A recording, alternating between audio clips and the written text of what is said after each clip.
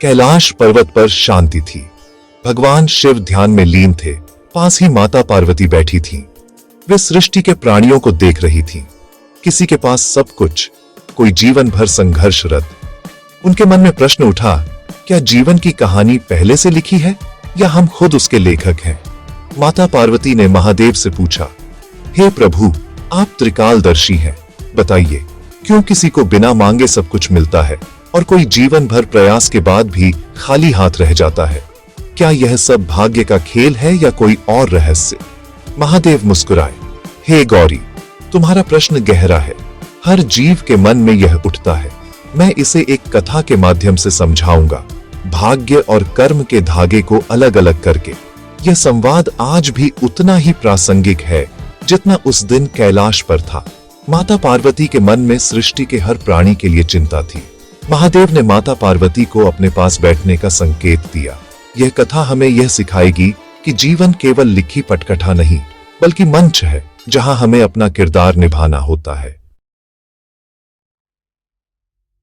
माता पार्वती ने पूछा, हे स्वामी, क्या सब कुछ जन्म से पहले ही तय हो जाता है? अगर भाग्य ही सब कुछ है तो कर्म का क्या अर्थ? वे जानना चाहती थीं, अगर भाग्य में दरिद्रता है तो क्या परिश्रम भी व्यर्थ है? और अगर राजयोग है तो क्या बिना कर्म के भी सब कुछ मिल सकता है? क्या हमारा जीवन कठपुतली का खेल है?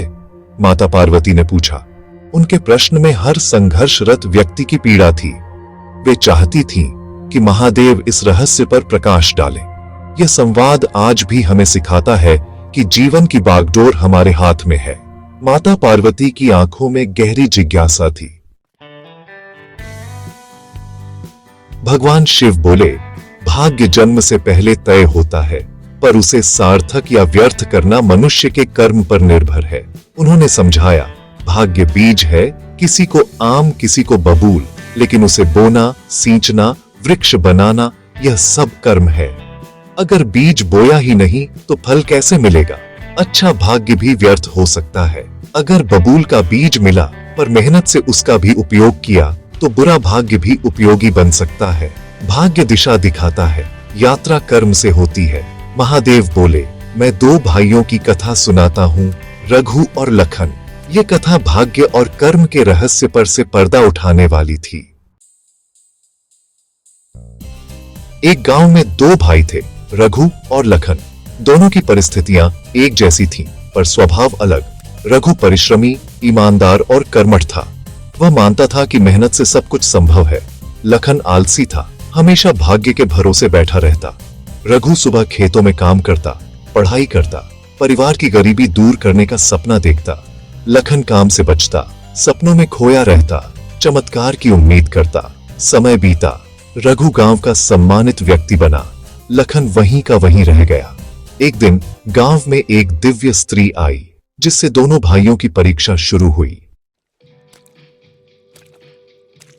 दिव्य स्त्री ने कहा, 7 दिन बाद इसी स्थान पर सोने की मोहरों से भरा घड़ा मिलेगा। यह तुम दोनों का समान भाग्य है। लखन खुशी से नाचने लगा, काम करना छोड़ दिया, सपनों में खो गया। रघु ने अपनी दिनचर्या नहीं बदली, मेहनत जारी रखी। 7वें दिन दोनों पहुंचे। वहां सचमुच एक घड़ा था। लखन ने घड़ा खोला, वह कोयले से भरा था। वह क्रोधित होकर भाग्य को कोसने लगा। लखन ने अवसर को पहचाना ही नहीं। रघु ने घड़ा उठाया, निराश नहीं हुआ। लखन कोयले से भरा घड़ा देखकर निराश हो गया और जीवन भर भाग्य को दोष देता रहा। रघु ने कोयले को घर ले जाकर उपयोग करने की सोची। जब उसने कोयला आग में डाला, वह सोना बन गया। वह जादुई कोयला था। रघु ने मेहनत और धैर्य से उस अवसर का सही उपयोग किया। धीरे धीरे धनी बन गया। उसने धन का उपयोग गांव की भलाई के लिए किया। एक ही भाग्य लेकर जन्मे दो भाइयों का जीवन उनके कर्मों से अलग हो गया। यह कथा सिखाती है, भाग्य संभावना है, उसे हकीकत में बदलना हमारे कर्मों के हाथ में है। कथा समाप्त हुई। माता पार्वती के सारे संशय दूर हो गए। उन्होंने कहा, अब समझ गई हूं, भाग्य अवसर देता है, सफलता कर्म, प्रयास और संकल्प पर निर्भर है। महादेव बोले, रघु और लखन दोनों को समान भाग्य मिला, पर लखन ने कर्म नहीं किया, इसलिए अवसर व्यर्थ गया। रघु ने परिश्रम और सकारात्मक सोच से कोयले को सोने में बदल दिया। कर्म से बुरे भाग्य को भी अच्छे में बदला जा सकता है। महादेव ने कहा, कभी भाग्य को कोसो मत, कर्म करते रहो। कर्म ही जीवन का आधार है, कर्म ही पूजा है। महादेव ने माता पार्वती को 3 संदेश दिए। प्रारंभ, प्रयास, संकल्प। भाग्य अवसर देता है, लेकिन शुरुआत करना जरूरी है। केवल प्रारंभ नहीं, निरंतर प्रयास जरूरी है। प्रयास ही भाग्य के बीज को सींचता है। संकल्प वह शक्ति है जो हमें मार्ग से भटकने नहीं देती। दृढ़ संकल्प, निरंतर प्रयास, यही सफलता का रहस्य है। यही 3 स्तंभ जीवन को